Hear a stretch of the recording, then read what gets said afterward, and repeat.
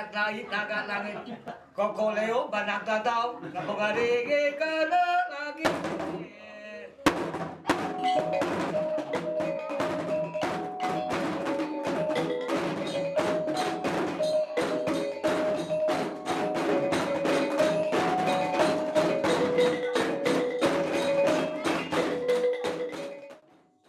Kalau setiap belian itu memang pada intinya pelaksanaan belian itu kan melalui mantra-mantra atau apa tadi pememang atau dalam bahasa kita di sini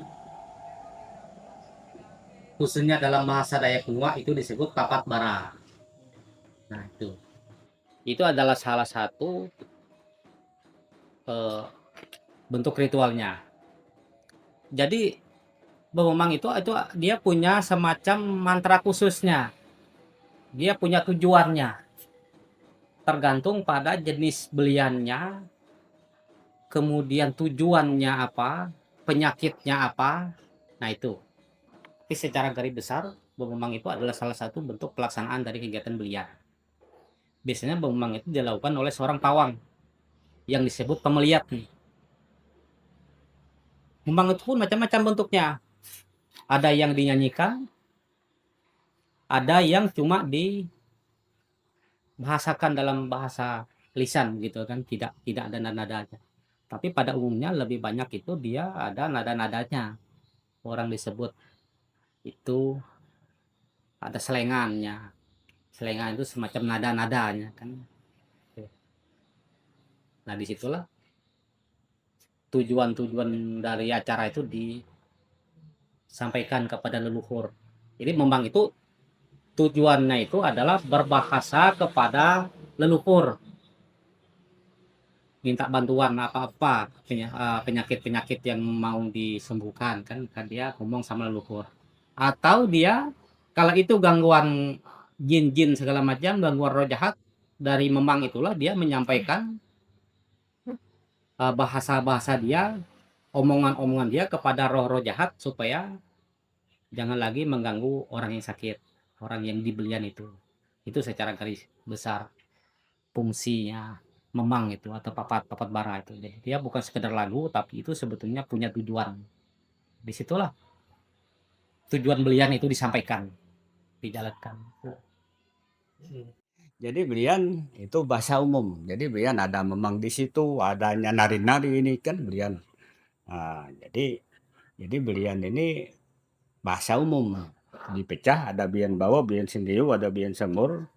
Kemudian isi dari belian ada nari, ada memang di situ. Itu isinya. Jadi pemecah di dalam itu waktu kita menjalankan gerakannya. Jadi belian itu nama umum. Gitu. Gitu. Jadi itu cerita tentang sekilas untuk belian.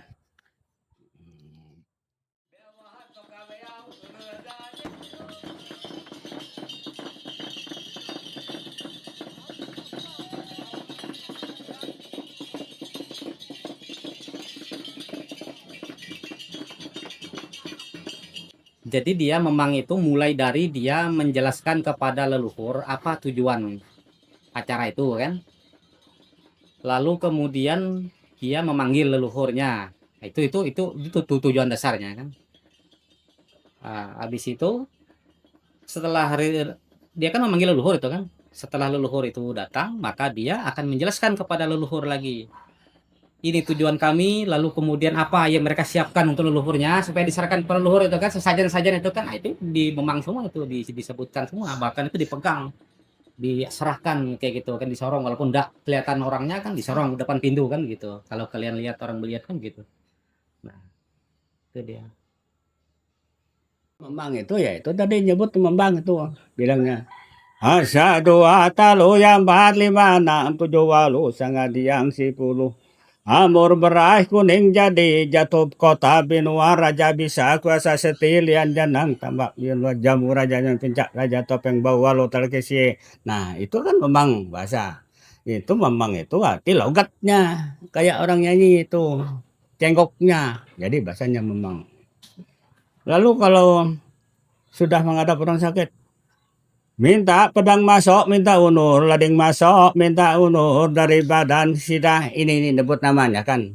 Nah, artinya setan yang makan itu dia tidak memulang bawa lading masuknya, pedang masuknya, segala apa alat-alat yang membuat orang sakit itu.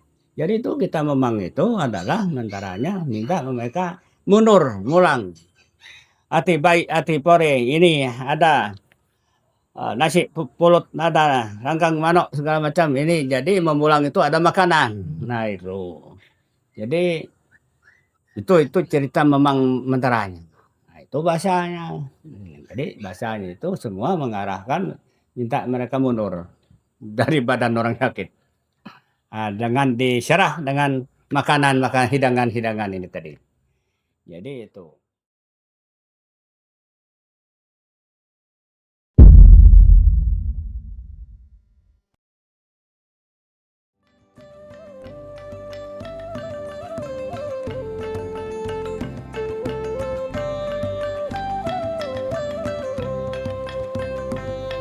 Utang sapoja lo bawa bubut layak serak bala pepuat tawa serak bala pepuat tawa. Karena kalau kita berbicara tentang Rijau, jadi semuanya ada dalam buku ini materinya, dan Rijau itu hanya bagian kecil dari lagu-lagu dari kelompok Dayak Luangan, Regan Tatau ini, suku Dayak Benua dan Tonyo ini. Jadi lagu-lagu dalam kelompok ini itu disebut Tinga Tekui. Tinga Tekui ya, artinya lagu-lagu. Jadi Tinga Tekui ini terbagi dua kelompok besar, yaitu Tinga Tekui untuk ritual adat kematian dan Tinga Tekui untuk adat kehidupan. Jadi kenapa saya masuk ke sini, karena Tinga Tekui ini ada pantangannya. Jadi kalau seperti Rijau tadi, dia ada pantangannya, tidak boleh dinyanyikan pada upacara duka atau kematian. Dilarang keras, bisa didenda kalau melaksanakan itu. Jadi Rijau itu salah satu dari Tinga Tekui tadi. Dia khusus untuk acara kehidupan, terkecuali untuk kematian. Kemudian Rijau sendiri, dia mempunyai ciri-ciri yang khusus. Yang pertama, ciri Rijau itu dalam satu judul Rijau itu dia terdiri dari bait-bait. Ada bait pertama, bait kedua, bait ketiga, dan seterusnya. Nah, dalam satu bait itu intinya itu terdiri dari 3 baris, itu intinya. Tetapi baris ketiga dapat diulang 1 kali lagi, sehingga dia menjadi bait keempat. Bukan bait keempat, baris keempat. Dia menjadi baris keempat. Itu ciri daripada Rijau. Jadi kalau yang berijok bedongkoi itu bedodo bedonak. Jadi kalau orang bedodo bedonak berijok bedongkoi itu mereka kadang kan kayak ini kan yang duet itu laki perempuan bisa berbalasan. Nah, disitulah zaman dulu itu kadang-kadang dari situ lo menarik cinta kalau sama bujangan gitu. Dari situ. Karena di dalam bahasanya itu ada singgungan, yang laki menyinggung perempuan, yang perempuan menyinggung laki gitu. Nah, selain Rijau, Tinga Tekui ini yang sering dinyanyikan dalam rangka hiburan itu ada yang namanya dongkoi, ada yang namanya debu, ada yang namanya done, dan ada yang mengikuti musik-musik ritual. Itu lagu yang mengikuti musik-musik ritual. Kemudian zaman sekarang itu ada lagi dangdut daerah. Itu baru ada, saya nggak ingat tahunnya. Mungkin kurang lebih tahun 90 ke atas. Seperti itu.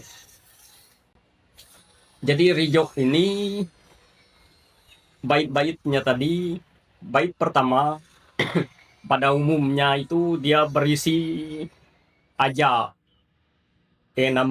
Namanya aja itu kata pembuka. Kemudian biasanya kalau dia lengkap disambung dengan bait berikutnya itu namanya tabe. Tabe itu ucapan permisi. Setelah tabe itu isi dari Rijok itu sendiri. Dan terakhir adalah bait penutup. Biasanya begitu. Ya isinya tergantung tema. Misalnya temanya perkawinan, ya isinya itu tentang pemberkatan perkawinan dan sebagainya. Nah, kalau dulu itu memang itu betul itu nggak ada pakai musik. Cuma ya kalau yang dia sendiri-sendiri, kalau yang duet artinya berbalas-balas itu berbalas. Cuma artinya kurang kurang ini karena nggak ada pakai nada. Kan nada musik gitu. Cuma kalau orang berbalas bergantian dia pas kira-kiranya pas baru dia keluarkan lagi. Nanti dia sudah banyak habis artinya awalnya sampai di ini kan dia selesai, nah baru ganti lagi gitu. Jadi memang itu ada perbedaan. Yang sekarang ini kan ada berapa macam, ada yang bisa pakai gitar, ada yang pakai kengkanon, ada yang pakai keyboard sudah. Jadi beda. Kalau dulu itu enggak ada yang kayak ini kan tunggu dulu musik. Mereka itu yang penting sudah tahu dengar ini, sudah ada balasan dalam hatinya. Begini pembalasnya. Jadi memang kalau yang dulu dengan sekarang beda aja. Cuma apa namanya itu sajaknya itu ya tetap. Kalau dia dari awal ini ujungnya ini lain berarti salah sajaknya sudah. Gitu. Dia kayak pantun. Gitu ya. Nah, dia kayak pantun. Gitu. Ya, saya bilang lah itu kalau Rijok ini kan pantun orang Dayak.